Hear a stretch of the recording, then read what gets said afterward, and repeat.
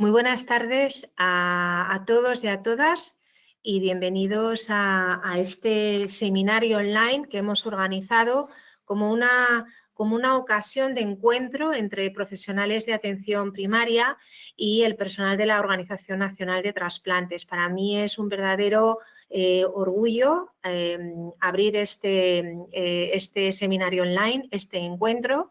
Y para empezar, me gustaría presentar a uno de los profesionales que hoy nos acompaña en representación de atención primaria. Muy recientemente se ha firmado un convenio de colaboración entre la Organización Nacional de Trasplantes y 3 sociedades científicas, la Sociedad Española de Médicos Generales y de Familia, la Sociedad Española de Médicos de Atención Primaria y la Sociedad Española de Medicina Familiar y Comunitaria. El objetivo es trabajar conjuntamente para dar a conocer a los profesionales de atención primaria muchos aspectos relativos a la donación y el trasplante que les interesa para su día a día, desde aspectos relativos a la donación hasta aspectos relativos al seguimiento post-trasplante. Y para comenzar con una actividad, hemos comenzado con este seminario en el que pretendemos dar a conocer cómo está organizada la actividad de donación y trasplante de órganos en nuestro país. Sin más, doy la palabra al presidente, al vocal de la Junta Directiva de Semergen, especialista en medicina familiar y comunitaria y profesor en la Universidad de León y editor jefe de la revista Medicina de Familia de la Semergen, el doctor Vicente Martín Sánchez. Muchísimas gracias, Vicente, por acompañarnos y encantada de escuchar unas palabras por tu parte. Buenos días, Beatriz. Muchas gracias. En primer lugar, disculpar a nuestro presidente, pero le pilló viajando a las Islas Canarias con un congreso que tenemos allí y él estaría encantado, por supuesto, de estar aquí compartiendo con todos vosotros lo que es un orgullo nacional, como la Organización Nacional de Trasplantes. Es para nosotros un enorme placer y una satisfacción poder colaborar en todo aquello que estiméis pertinente para mejorar, si es posible, algo que funciona de forma impecable, ¿no? Es para nuestra sociedad un orgullo pertenecer a esta sociedad, ¿no? Y podéis contar con todos nosotros en aquello que pensáis que desde la atención primaria podemos hacer para mejorar y para ampliar todo el buen hacer de vuestra organización. Muchas gracias, Beatriz, y buenos días, Pilar. Muchísimas gracias, Vicente, y bienvenida, Pilar. Un verdadero placer contar contigo en esta inauguración. Te presento, aunque supongo que eres ampliamente conocida entre la audiencia. Pilar Rodríguez Ledo es presidenta de la Sociedad Española de Médicos Generales y de Familia. Ella es médico de familia en Lugo, doctora en medicina y profesora en la Universidad de Santiago de Compostela. Pilar, cuando quieras. Hola, buenos días, buenas tardes a todos. Beatriz, Vicente, un placer estar con vosotros y con todos los que nos están escuchando al otro lado, porque me sumo a las palabras de Vicente, ¿no? Es un placer poder participar en esta webinar junto con la ONT, junto con la Organización Nacional de Trasplantes, que sin duda es unas instituciones que nos llenan de orgullo porque es un referente internacional, ¿no? Y un orgullo de nuestro sistema sanitario.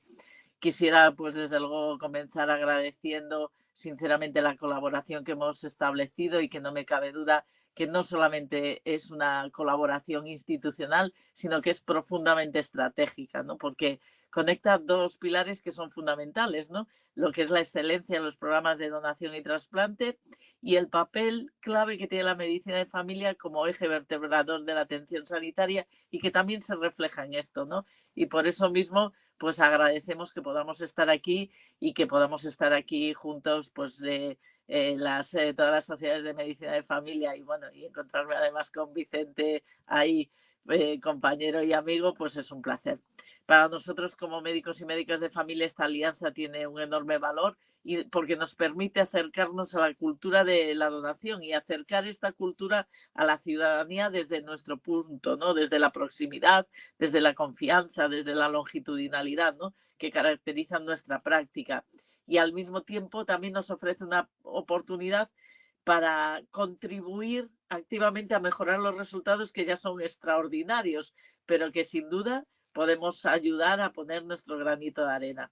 La ONT ha demostrado que los grandes logros en salud se construyen desde la coordinación y desde la generosidad y la visión del sistema. Y en ese camino creo que la atención primaria tiene muchísimo que aportar. Por eso desde la SEN queremos reafirmar nuestro compromiso con esta colaboración, convencidos de que juntos podemos seguir avanzando, sensibilizando y, en definitiva, salvando vidas, que es de lo que se trata. O sea que muchísimas gracias y con ganas de incorporarme de oyente a este magnífico seminario. Gracias, Beatriz. Muchísimas gracias, Pilar, por tus palabras y por la disposición que habéis tenido desde el principio. Efectivamente, podéis hacer muchísimo por este programa. Y además me consta que tenéis interés en tener una participación mucho mayor. No quiero olvidarme de disculpar a Remedios Martín, que es la presidenta de la Asociación Española de Medicina Familiar y Comunitaria, que por problemas de agenda no ha podido acompañarnos. Y tampoco quiero olvidar que este seminario tiene un objetivo doble. Por una parte, complementa a un curso de formación específicamente sobre donación y trasplante y dirigido a atención primaria, que se organiza cada año por parte de la Organización Catalana de Trasplantes con una subvención de la ONT, pero se decidió en el propio curso que esta charla la dejaríamos abierta a cualquier profesional de atención primaria que quisiera participar e interesarse en el funcionamiento de la organización. Bueno, sin más, vamos a empezar con una presentación sobre el modelo. Sí que quiero deciros que hay un espacio en preguntas donde podéis, si queréis, formular preguntas y en función de cómo vayamos de tiempo, al final podemos intentar abordarlas o incluso si Pilar y Vicente se pueden quedar hasta el final, que no sé si pueden, pero se pueden quedar hasta el final, podemos debatir alguna cuestión también al finalizar la presentación. Así que sin más voy a empezar compartiendo mi pantalla. Por favor, confirmadme que se ve. Sí, de momento se ve. Ahora modo presentación. Ahora vamos a ver el... Ahora. Vale, perfecto. Bien, pues... Perdona, Beatriz, se ven los controles de GoToWebinar en la esquina de abajo. Ahora, ya está. Vale, perfecto. Pues, bueno, sin más, en los próximos minutos mi objetivo es hablar del modelo español de donación y trasplante. Me voy a centrar fundamentalmente en la donación y el trasplante de órganos, pero no quiero en ningún momento restar importancia a otro tipo de donación, como puede ser la donación de tejidos, que se puede hacer fundamentalmente después del fallecimiento, ocasionalmente en vida, la donación de células, sobre todo de progenitores hematopoyéticos, que hacemos habitualmente en vida, o la donación de órganos en vida. Hoy me voy a centrar fundamentalmente en la donación y el trasplante de órganos de personas fallecidas. Esta diapositiva muestra los datos globales de actividad de donación y trasplante de órganos correspondiente al año 2024 según datos del Observatorio Global de Donación y Trasplante, el GODT, que gestiona la ONT como centro colaborador de la Organización Mundial de la Salud. Lo que nos dice esta diapositiva es que la actividad de trasplante a nivel global es ingente. En 2024 se hicieron más de 173.000 trasplantes de órganos, el más frecuente es el de riñón y, sin embargo, esta actividad es incapaz de cubrir las necesidades globales de trasplante. La Organización Mundial de la Salud estima que con ese volumen de procedimientos apenas cubrimos el 10% de esas necesidades y son necesidades que van creciendo, sobre todo como consecuencia del incremento en la carga de enfermedades no transmisibles. Por eso la propia Organización Mundial de la Salud, la Asamblea Mundial de la Salud, ha considerado un problema de envergadura suficiente como para adoptar diferentes resoluciones a lo largo del tiempo. La última, en mayo de 2024, la resolución 77.4, a través de la que insta a los países a desarrollar la donación de personas fallecidas para cubrir esas necesidades de trasplante. Pero un aspecto muy importante de esta resolución es que también considera importante desarrollar la donación de personas fallecidas, no solamente por el paciente en lista de espera, sino como una manera de mejorar la calidad de los cuidados al final de la vida. Esta es una doble perspectiva que tiene la donación póstuma de órganos o de tejidos, es decir, el ayudar a otros, pero también el considerar o el mejorar la calidad de los cuidados o de las prestaciones al final de la vida, de manera que se pueda incorporar a ese proceso de final de vida los deseos, los valores y los principios de la persona que fallece. En España consideramos que nos hemos anticipado en muchos años a esta llamada de la Asamblea Mundial de la Salud. Esta es una gráfica que muestra la evolución de la donación de órganos en España. Las columnas representan el número absoluto de donantes de órganos tras el fallecimiento y los puntos representan la tasa de donantes por millón de población, un indicador grosero pero que nos permite compararnos con otros países y compararnos con nosotros mismos. Como podemos observar, existen varias etapas en la evolución de la donación de órganos en España. Una primera etapa, cuando se crea la ONT en el año 1989, se crea como un organismo dependiente del Ministerio de Sanidad, de tal forma que el gobierno, el Estado, se hace responsable de la donación y el trasplante de órganos, constituyendo un organismo que tiene la responsabilidad de coordinar, organizar y supervisar las actividades de donación y trasplante en nuestro país. Evidentemente, un país que tiene descentralizado, con las competencias transferidas a las comunidades autónomas, con una ley de trasplantes que ya estaba en vigor, como veréis posteriormente, desde el año 79, y con extraordinarios equipos técnicos. Con las comunidades autónomas, la ONT acuerda un modelo de coordinación, lo que se conoce ahora como modelo español de donación y trasplantes, que permite a nuestro país evolucionar rápidamente desde los 14 a más de 30 donantes por millón de población en menos de una década y constituirse desde entonces el líder internacional en donación de órganos de personas fallecidas. Hay una segunda etapa de estabilización aparente de la actividad que coincide con un descenso en la incidencia de muerte encefálica y por lo tanto en la potencialidad de donación, y una tercera etapa de expansión de la actividad de donación solo interrumpida por la COVID-19 y que corresponde a la implementación de una serie de líneas innovadoras en los últimos años que nos han permitido crecer en esta actividad en más de un 50%. Muy brevemente voy a hablar de lo que ocurrió en esta primera etapa, de cuáles son las bases del modelo español y de cuáles son las líneas que justifican este último crecimiento. Pero para que sepamos cómo estamos en el mundo, somos el país que mayor tasa de donantes por millón de habitantes tiene. No hay ningún país de nuestro entorno que alcance la actividad de donación de España.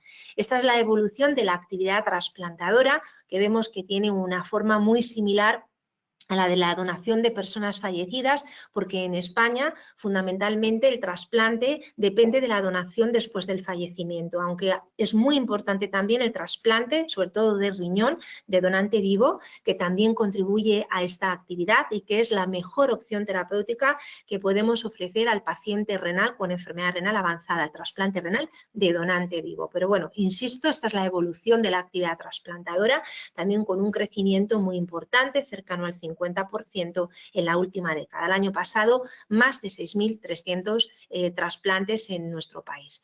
Nuevamente, esto nos sitúa en una posición de liderazgo a nivel internacional. Solo es comparable la actividad trasplantadora de España con la de Estados Unidos, con dos diferencias muy importantes. Estados Unidos tiene mucho más desarrollado el trasplante renal de donante vivo. Esto es algo en lo que nosotros tenemos que incidir y que nos interesa mucho que también conozcáis los médicos y el resto resto de profesionales que trabajáis en la atención primaria. Y por otro lado, otra diferencia con Estados Unidos es el perfil del potencial donante. Estados Unidos tiene una mayor mortalidad en personas jóvenes por causas evitables, arma de fuego, accidentes de tráfico o, por ejemplo, esta crisis de fentanilo que se ha constituido en la primera causa de fallecimiento en menores de 50 años, y Estados Unidos y España, sin embargo, es un país longevo y también lo son nuestros donantes. Nuestros potenciales donantes son personas de edad avanzada, con comorbilidades y, por lo tanto, tiene, si cabe, aún más mérito haber alcanzado estas tasas de donación y esta actividad trasplantadora. Bien, ¿cuáles son las bases del modelo español? Si nos centramos en esa primera etapa, es en primer lugar importante decir que tenemos una extraordinaria ley de trasplante, tan extraordinaria que sigue vigente desde el año que se promulgó, en el año 79, sin ninguna modificación. Es una muy buena ley porque nos ha permitido ir adaptándonos a los avances científico-técnicos a través de sucesivos reales decretos, pero manteniendo los principios en los que se sustenta nuestro sistema. Algo importante que dice nuestra ley de trasplantes es que tenemos un modelo de consentimiento presunto. La ley dice que en España todo el mundo es donante, toda la persona que fallece en España es donante, salvo que haya expresado en vida lo contrario. Nosotros esto consideramos que es bueno en un país en el que existe acceso universal a la terapia del trasplante y en la que, por lo tanto, la opción normal debería ser donar, pero nunca lo hemos implementado de manera estricta, porque esto podría interpretarse como que el Estado es el propietario de los órganos sin tener en consideración los deseos de la persona que no ha podido expresarse, ni, por supuesto, los sentimientos y la situación de la familia que se queda. Por lo tanto, en la práctica, por supuesto, nosotros tenemos que consultar el registro de voluntades anticipadas, los testamentos vitales, proporcionar esa información a la familia, tratar de llegar de alguna manera a un acuerdo con ellos para respetar la voluntad de su ser querido, pero es cierto que en casos muy puntuales en los que la familia dice que no, nosotros siempre vamos a respetar la palabra de la familia. Si nosotros tuviéramos que resumir en una sola palabra esa primera etapa de crecimiento, hablaríamos de la palabra organización o gestión. El éxito del modelo español es básicamente la organización o gestión de un proceso muy complejo, un proceso de alta complejidad, que es el proceso de donación tras el fallecimiento. Y es complejo por muchos motivos. En primer lugar, porque es un proceso infrecuente. Es muy raro que una persona fallezca en condiciones de ser donante de órganos. Hay que fallecer normalmente en una UCI y conectado a ventilación mecánica y sin contraindicaciones absolutas a la donación. Esto ocurre en aproximadamente el 2% de las personas que fallecen en un hospital. Por eso señalo la identificación del posible donante como la fase más crítica. Si no se identifican esas situaciones excepcionales de fallecimiento, la donación no tiene lugar. Por supuesto, también hay que desarrollar de manera impecable el resto de fases de este proceso, pero esa es la fase más crítica.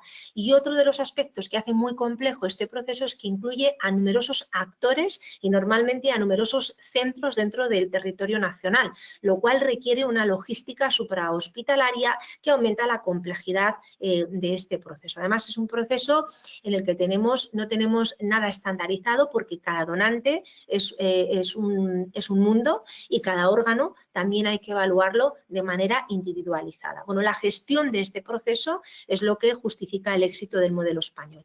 Estas son las bases del modelo que voy a revisar muy rápidamente. En primer lugar, tenemos una red de coordinación de trasplantes que está estructurada como está estructurada la sanidad en España. Tenemos a nivel nacional la ONT, dependiente del Ministerio de Sanidad. En cada comunidad autónoma tenemos una coordinación autonómica de trasplantes que depende de la Consejería de Sanidad correspondiente. Y finalmente tenemos una red de hospitales que están específicamente autorizados para la obtención de órganos y que para ello tienen que cumplir una serie de requisitos especificados en nuestra legislación, dentro de los cuales está que deben contar con una coordinación intrahospitalaria de trasplantes. Cada uno de estos hospitales tiene una unidad específicamente dedicada a la obtención de órganos y, si es un hospital con programa de trasplante, también tiene ciertas labores esa unidad en el programa de trasplantes. La labor de estos equipos de coordinación de trasplantes está sustentada por la ONT y por las coordinaciones autonómicas de trasplantes. ¿En qué sentido está sustentada? Bueno, pues colaboramos de una u otra manera en definir el perfil y eventualmente la designación de los coordinadores de los hospitales, les garantizamos una formación continuada, evaluamos también de manera continuada los resultados para identificar oportunidades de mejora, se garantiza esto a nivel de cada comunidad autónoma, un modelo adecuado para la retribución, sobre todo de toda la actividad que tiene lugar fuera de la jornada laboral y estamos básicamente a disposición de la actividad de todos estos equipos en su labor diaria. Por otra parte, a la hora de alinear la política en materia de trasplantes en un país que está descentralizado, contamos con una comisión dependiente del Consejo Interterritorial, la Comisión de Trasplantes, que preside la ONT y donde están representadas las comunidades autónomas a través de sus coordinadores autonómicos de trasplantes. Luego, el primer elemento es esta red. El más importante es el equipo de coordinación dentro de los hospitales. Insisto en que están dentro de los hospitales porque en otros países lo que se llaman las Organ Procurement Organizations, las OPOs, están fuera de los hospitales y esto es una gran diferencia con el modelo español, dado que la donación ocurre en los hospitales, nuestros equipos de coordinación están en los hospitales. Están compuestos por médicos y enfermeras, pero siempre liderados por médicos habitualmente intensivistas.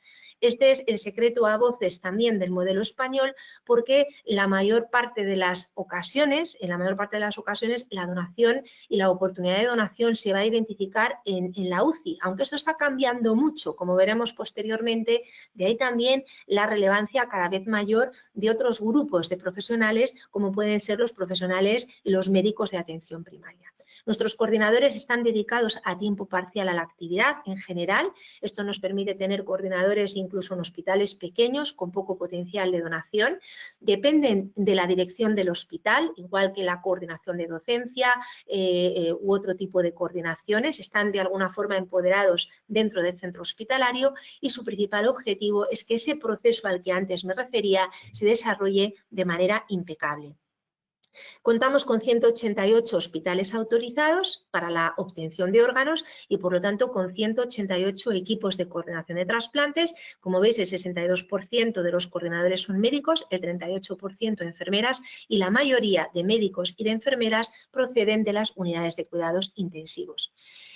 Quería decir que gracias a que la mayor parte de nuestros coordinadores de trasplante proceden de unidades de críticos, es cierto que todas las comunidades de profesionales de críticos cada vez han considerado más propia la donación de órganos. Pero es que esto además se ha reflejado en convenios de colaboración específicos con estos grupos profesionales. Desde hace muchos años ya tenemos convenios de colaboración con la SEMICIU, la Sociedad Española de Intensivos, la de Urgencias y Emergencias desde el 2011 o la Sociedad Española de Anestesiología desde el año 2019. Pero además es que recientemente, hace apenas un mes, hemos firmado un convenio de colaboración, como decía al principio de esta presentación, con las 3 sociedades científicas que representáis a la atención primaria y con un compromiso de trabajar en la formación, en acuerdos específicos y en proyectos específicos de trabajo con el objetivo de promover vuestra participación en los programas de donación y trasplante. Otro elemento del sistema español es, por supuesto, la propia ONT. La ONT se concibió inicialmente como una oficina de distribución de órganos. De hecho, si veis la primera referencia a la ONT en el Boletín Oficial del Estado, inicialmente en el año 80 se hablaba de una oficina que distribuiría riñones de acuerdo al sistema HLA y que contaría con ordenadores. Esto es lo que dice la primera referencia a la ONT en el BOE. Pero rápidamente quien lideró la creación de la ONT Julián García Vargas como ministro creador de la ONT y su primer director, el doctor Rafael Matesán, rápidamente vieron que el enfoque tenía que ser hacia la donación. Si no tenemos que distribuir, pues poco vamos a distribuir. Desde luego la distribución empieza a tener menos relevancia cuando existe abundancia de órganos para distribuir. Por eso la ONT tiene una función que va más allá de la distribución de órganos, aunque es un elemento muy importante de nuestra actividad, y básicamente desarrolla numerosas actividades que van orientadas a apoyar cada proceso de donación en particular y en términos generales toda la actividad de donación y trasplante de órganos, tejidos y células en términos generales. Uno de estos programas es nuestro programa de garantía de calidad en el proceso de donación, que consiste, tiene dos módulos, el módulo de auditoría interna y de auditoría externa. La auditoría interna la hacen nuestros propios coordinadores, revisan todos los fallecidos en las UCIs de sus hospitales para identificar quién ha fallecido, pudiendo ser donante en muerte encefálica o donante en asistolia, y registrando los motivos por los que esos posibles donantes no se han transformado en donantes reales. Esta información la recopila la ONT y nos permitió ofrecer indicadores de referencia a todos nuestros hospitales para que ellos mismos puedan identificar dónde se están desviando con respecto a los indicadores nacionales. Si tienen más negativas, muchas contraindicaciones, problemas de mantenimiento o de otro tipo. Y además desarrollamos auditorías externas. Cada año hacemos seleccionadas auditorías a hospitales a petición generalmente de los propios centros y de las coordinaciones autonómicas de trasplante, donde expertos auditores evalúan todo el proceso de donación en ese centro y desarrollan recomendaciones para la mejora continuada dirigidas al equipo de coordinación del hospital auditado, pero también a la dirección del centro, buscando un apoyo institucional continuado al programa. Otra labor importante es todo el esfuerzo que realizamos en formación. La ONT es un organismo pequeño, apenas somos 50 personas. Toda la actividad formativa que hacemos la realizamos a través de un programa de subvenciones que concedemos anualmente y donde tratamos de llegar a todos los profesionales que directa o indirectamente participan en el proceso. Desde hace 2 años, sí creo que ya son 2 años, ya hemos incorporado un curso específico destinado a los profesionales y a los médicos de atención primaria. Finalmente, otro elemento importante es que esta actividad de donación y trasplante se considera una actividad hospitalaria más y como tal está adecuadamente cubierta en cuanto a recursos humanos y materiales para llevarse a cabo. Y finalmente, nuestra manera de llegar a los medios de comunicación, no pudiendo invertir extraordinariamente en campañas promocionales que sabemos que tienen una utilidad muy limitada, lo que hacemos habitualmente es trabajar de manera muy estrecha con los medios de comunicación. De hecho, los medios de comunicación podemos decir que se han transformado en verdaderos aliados a la hora de promover la donación y el trasplante en nuestro país. Si nos vamos ahora a la última etapa, si la primera la definíamos con la palabra organización, esta última etapa la definiríamos con la palabra innovación. Hemos tenido que innovar para seguir creciendo y responder a la demanda de nuestros pacientes, porque por mucho que trasplantemos tenemos una enorme demanda. Fíjense que el año pasado hubo cerca de 12.000 pacientes en lista de espera a lo largo de todo el año para recibir el trasplante de un órgano. Hablamos de más de 8.400 pacientes en lista de espera para recibir un trasplante renal o cerca de 2.000 para recibir un trasplante hepático. Es decir, son listas de espera que en términos generales crecen. Es verdad que hay una excepción con el hígado y esto nos habla mucho de la importancia de las intervenciones de salud pública, porque ese descenso en la necesidad de trasplante hepático ha estado vinculada a la estrategia de erradicación de la infección por el virus de la hepatitis C, pero podemos observar cómo para otros órganos, como por ejemplo el riñón o el pulmón, hemos sido testigos de un crecimiento progresivo en el volumen de pacientes que necesitan un trasplante y en el caso del hígado están emergiendo nuevas indicaciones de trasplante hepático. Por lo tanto, tenemos una necesidad imperiosa de seguir respondiendo a las necesidades de trasplante de nuestros pacientes. Por otro lado, sabemos que podemos crecer porque cuando comparamos las tasas de donación entre comunidades autónomas, nos encontramos con comunidades como Cantabria, como Navarra, la cornisa cantábrica en general, La Rioja, Aragón, Murcia, que superan los 60 donantes por millón de habitantes, por lo tanto, incluso los 100 en el caso de Cantabria, por lo tanto, siempre existen oportunidades de mejora. Es cierto que tenemos ciertas complejidades. La incidencia de muerte encefálica podemos observar cómo ha caído mucho, particularmente en el COVID. No sabemos, hay diferentes teorías para explicar por qué descendió la incidencia de muerte encefálica. Es cierto que hay mucho mayor neurointervencionismo en el momento actual que en el pasado, se hacen muchas más cranectomías descompresivas, se utilizan catéteres de derivación ventricular, también ha disminuido, por supuesto, la siniestralidad vial o los accidentes laborales. Bueno, pueden ser diferentes motivos o pueden ser modificaciones en los cuidados al final de la vida, con una tendencia a retirar de manera más precoz tratamientos de soporte vital que se consideran fútiles. Bueno, pueden ser diferentes los motivos, lo cierto es que la incidencia de muerte encefálica es más baja de lo que solía ser en el pasado, pero aquí aparece con fuerza el potencial de donación en asistolia controlada a partir de personas que fallecen por patología neurocrítica o no neurocrítica tras una adecuación de tratamiento de soporte vital. Pero lo tenemos complicado por el perfil del potencial donante. La mediana de edad de nuestros donantes está en la 6ª década de la vida, son donantes con mucha comorbilidad asociada y este es el tipo de órganos que tenemos que aprender a trasplantar. Bueno, en este contexto voy a señalar las 3 líneas que son y están siendo críticas para crecer. En primer lugar, adaptarnos al perfil del potencial donante y tenemos lo que llamamos potenciales donantes de criterios expandidos. Esto es un concepto de calidad, es decir, son donantes de edad avanzada y por lo tanto la expectativa de funcionamiento de esos órganos es más limitada en el tiempo que la de un donante joven y sin patología. Pero bueno, tenemos que aprender a utilizar estos órganos y el donante de riesgo no estándar es un concepto más de seguridad, son donantes con patologías potencialmente transmisibles al receptor, pero que podemos tratar de controlar esa transmisión o minimizar el impacto de esa transmisión. Bueno, pues nos hemos tenido que adaptar, como decía, al potencial de donación y a su perfil.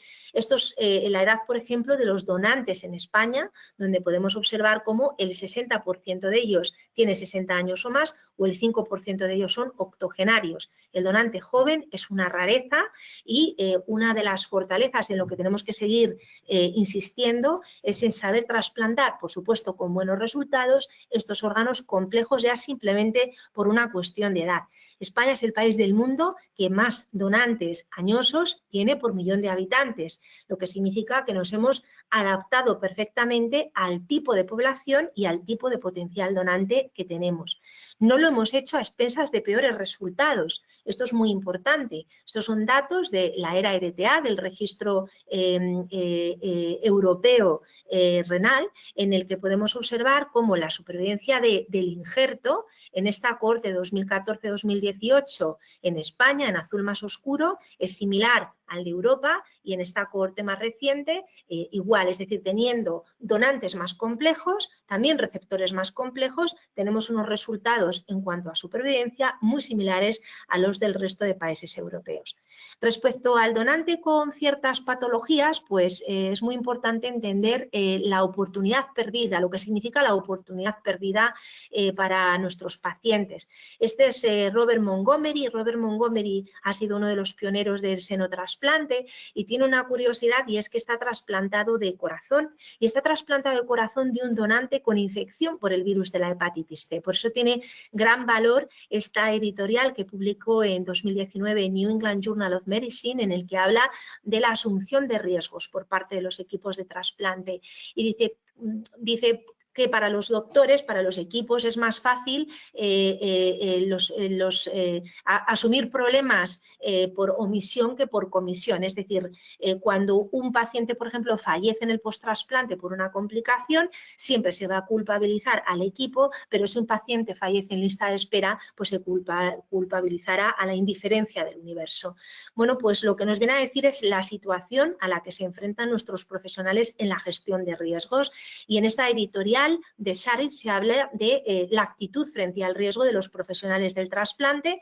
Tenemos desde el que evita todo tipo de riesgo hasta el risk seeker en el otro extremo y, por supuesto, lo mejor es crear profesionales que son y equipos tolerantes al riesgo, que son capaces de entender que la pérdida de un órgano significa una muerte en lista de espera y que, por lo tanto, tenemos que gestionar el riesgo a nivel individual. ¿Qué herramientas hemos desarrollado nosotros para apoyar en este proceso de tomas de decisiones a los equipos? Esto es una estrategia importante. En primer lugar, documentos de consenso que se actualizan en función de la evidencia disponible. Tenemos además un sistema de segunda opinión disponible 24/7 en la ONT para ayudar a los coordinadores y a los equipos y un programa de recogida de información de los resultados del trasplante de este tipo de órganos para ir modificando y sustentando nuestras decisiones en la evidencia que nosotros mismos generamos. De este modo podemos observar como ya en el año 2024 el 20% de nuestros donantes eran donantes de riesgo no estándar. Tenían alguna condición, un antecedente tumoral, algún antecedente infeccioso, alguna enfermedad rara sin embargo, esto no se ha reflejado en unos peores resultados post-trasplantes ni en problemas de seguridad, porque hemos aprendido a gestionar adecuadamente estos riesgos, dando soporte a nuestros equipos trasplantadores. La segunda línea en la que quiero incidir es la donación en asistolia, es la donación tras una parada cardiorrespiratoria. Esta es la evolución de la donación en asistolia en España. Vemos que teníamos lo que se llama la donación tipo 2, a partir de personas que fallecen tras una parada cardiorrespiratoria súbita e inesperada y reanimada sin éxito, normalmente en el ámbito extrahospitalario. Un programa muy complejo que cayó en la COVID-19 y que no hemos sido capaces de remontar, pero estamos en ello. Pero probablemente, bueno, sin duda, el programa más relevante ha sido la donación asistolia tipo 3, a partir de personas que fallecen por parada cardiorrespiratoria, pero tras una adecuación de tratamiento de soporte vital que se decide por parte del equipo clínico por criterio de futilidad o bien por rechazo del propio paciente o de sus representantes legales, por rechazo de tratamiento, lo cual es posible en el contexto de la Ley de Autonomía del Paciente. La asistolia tipo 3 vemos cómo ha crecido exponencialmente en España y finalmente tenemos la tipo 5, que es la donación tras eutanasia, que empieza en el año 2021, poco después de la promulgación de la Ley de Regulación de la Eutanasia, con algunos casos que hemos tenido desde entonces en el ámbito nacional. Para que nos demos cuenta de la importancia de esta donación, actualmente en España hay más donantes en asistolia que donantes en muerte encefálica. Somos el país del mundo, de los 26 que tienen programa de donación en asistolia, que más donantes en asistolia por millón de población tiene, y otra peculiaridad que tenemos es que hemos conseguido trasplantar todo tipo de órganos de estos donantes. Lo hemos hecho gracias a un sistema especial al que ahora me referiré, pero incluso se están trasplantando corazones e intestinos de estos donantes, pese a la sensibilidad de estos órganos al efecto de la isquemia tras la parada cardiorrespiratoria. Nuevamente, España es el país que más trasplantes de donantes en asistolia por millón de habitantes realiza y el único que trasplanta todo tipo de órganos a partir de estos donantes.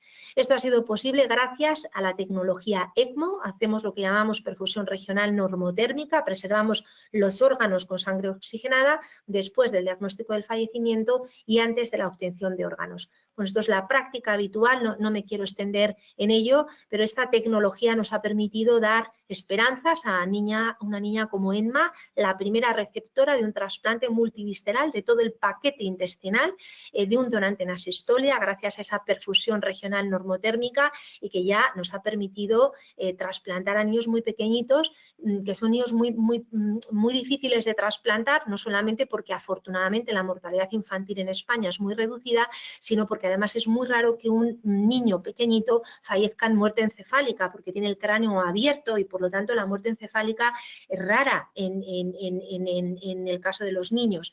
Esto nos ha permitido hablar de la donación asistolia pediátrica e incluso de trasplantar órganos tan sensibles a la isquemia como el intestino. Lo mismo les digo del corazón. Desde el año 2020 trasplantamos corazones de donantes en asistolia en un procedimiento muy complicado, pero que ya hemos sido capaces de reproducir en todos los hospitales de nuestro entorno. Quiero decirles muy rápidamente que la donación en asistolia, y quiero incidir en esto, nos permite que no solamente las personas con daño cerebral catastrófico que no hacen muerte encefálica sean donantes, sino todo paciente con patología pulmonar, cardíaca o enfermedades neurodegenerativas que algunas veces van ustedes a estar atendiéndoles en su domicilio, en los cuales se decida retirar medidas de soporte vital o no iniciarlas o rechazarlas. Se puede desarrollar la donación en estos contextos de fallecimiento. Y de hecho, de nuestros donantes en asistolia tipo 3, fíjense que ya el 17% han fallecido por patología no neurocrítica. La asistolia también nos ha permitido la donación tras eutanasia en un protocolo específico que tiene disponibles en la página web de la ONT, ya en el manual de buenas prácticas que va a publicar en una nueva versión el Ministerio de Sanidad en las próximas semanas. Se hace ya una referencia específica también a la donación. Es importante que conozcan que en este contexto de fallecimiento se puede ser donante, y fíjense, desde que se promulgó la ley de eutanasia en el año 2021 hasta diciembre de 2025 han sido 227 las personas que han donado órganos tras fallecer por eutanasia. Antes se lo comentaba, ya han permitido realizar 647 trasplantes. De todas las personas que fallecen por eutanasia en España, el 14% han sido donantes de órganos. Para que se hagan una idea, en países como Canadá, que tiene una población similar a la de España y en la que fallecen por eutanasia aproximadamente 15.000 personas cada año, menos del 1% son donantes. Bueno, para que se hagan una idea de la comparativa a nivel internacional. Y termino con el concepto de los cuidados intensivos orientados a la donación. Este es un pilar fundamental de nuestro programa y que parte del convencimiento de que la donación es un derecho al final de la vida y se plantea como la aplicación de cuidados intensivos en personas en las que no está indicado por criterios de futilidad, incluso por rechazo de tratamiento, solo con el propósito de incorporar la opción de la donación en los cuidados al final de la vida. Hemos hecho muchísima actividad formativa sobre este concepto con guías dedicadas a los profesionales que fundamentalmente se enfrentan a estas situaciones, que son los profesionales de urgencias y de medicina intensiva, pero también cada vez otros grupos profesionales, y esto ya nos permite, combinado con la asistolia, llevar la donación a todas las áreas del hospital, pero es que ahora mismo incluso nos lo permite llevar fuera del hospital, a centros de hospitalización domiciliaria o a centros de crónicos o incluso, como decía, al propio domicilio. Nos permite incorporar la donación cada vez en un mayor número de escenarios de fallecimiento. Les pongo otra vez la foto del programa de calidad, simplemente para indicarles que cerca del 40% de los donantes en España han recibido en algún momento cuidados intensivos orientados a la donación. Son personas que han decidido incorporar la donación a los cuidados al final de la vida, incluso fallecer en UCI, recibir incluso ventilación mecánica para posibilitar esa donación póstuma de órganos. Bueno, no nos movemos, tenemos una nueva estrategia para el año 2030 en el que hacemos referencia expresa además a la labor de atención primaria y en el que establecer un convenio de colaboración con atención primaria se convertía en una acción prioritaria y que ya hemos conseguido materializar. Termino con esta referencia al Lancet. Este número de Lancet en el año 2024 nos dedicó al modelo español un comentario, una editorial y la portada de uno de sus números, pero básicamente enfatizaba que la legislación, la organización y la innovación junto con un liderazgo técnico es lo que justifica el éxito del sistema español, y desde luego en ese liderazgo técnico están los profesionales sanitarios y están, por supuesto, todos los profesionales de atención primaria. Muchísimas gracias por su atención. Bueno, yo voy a acabar aquí. Voy a dejar de compartir pantalla, a ver si lo consigo.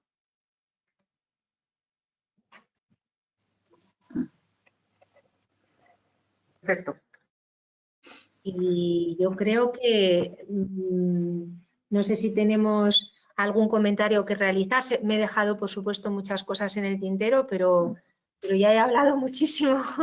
Así que no sé si Pilar o Vicente quieren hacer algún comentario, alguna pregunta. o si tenemos en el chat alguna pregunta también la podemos leer, que veo que sí que tenemos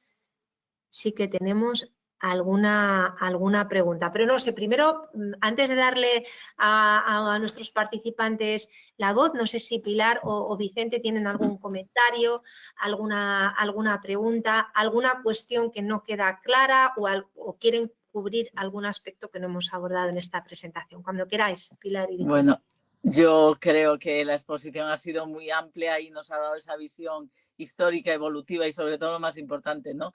Dentro de estas situaciones de cambio, a dónde vamos y cómo podemos establecer esas alianzas y sobre todo, pues nos ha dado algo que para mí es muy importante, que es el acercamiento real de la ONT a los profesionales, a los distintos profesionales y la explicación de por qué hemos llegado hasta aquí, ¿no? Yo creo que ahora lo que toca es seguir construyendo, ampliando las otras fases laterales con esos cambios que nos has dado también respecto a la situación de lo que tenemos, ¿no? O sea que yo nada más que apuntarme a que tenemos que coger esto y que tenemos que aprovechar nuestra situación con la ciudadanía en la cual podemos aportar sobre todo confianza que es necesaria para esa generación y esa tramitación de esas posibles donantes, ¿no? Y de prepararlos previamente. Quizás nosotros no estamos en la UCI, que es donde van a estar todos esos donantes, pero sí que sus familiares son pacientes nuestros, tienen confianza y podemos ayudar también a quitarles esa tensión de estos momentos. Entonces, queda mucho por hacer y tenemos mucho campo por hacer. Muchas gracias, Pilar. Pues nada, comentar que he quedado sorprendido, ¿no? Porque sois para nosotros unos grandes desconocidos. Sabemos vuestros logros, sabemos dónde estáis y dónde estamos como país, pero yo por lo menos, y estoy convencido de que a la mayoría de mis compañeros también desconocíamos pues toda esta variabilidad, todos estos retos, todos estos logros, ¿no? Y creo que este webinar pues es un primer paso para que los médicos de familia conozcamos todo lo que hay detrás de estos logros, todo este trabajo, todos estos retos, y felicitarte, Beatriz, por la presentación y todo aquello que desde Semergen y desde SEN seguro que también podamos hacer. Encantados de poder colaborar en ello. Gracias, Vicente. ¿Verdad? Pues veo que tenemos una pregunta de Raúl Bustamante, que ¿qué importancia tiene para ustedes las asociaciones de pacientes trasplantados y cómo actúan a sus propuestas? Bueno, pues muchas gracias por la pregunta. Nosotros, la ONT tiene una colaboración muy estrecha con las asociaciones de pacientes a nivel nacional, las coordinaciones autonómicas de trasplante con las correspondientes asociaciones a nivel autonómico.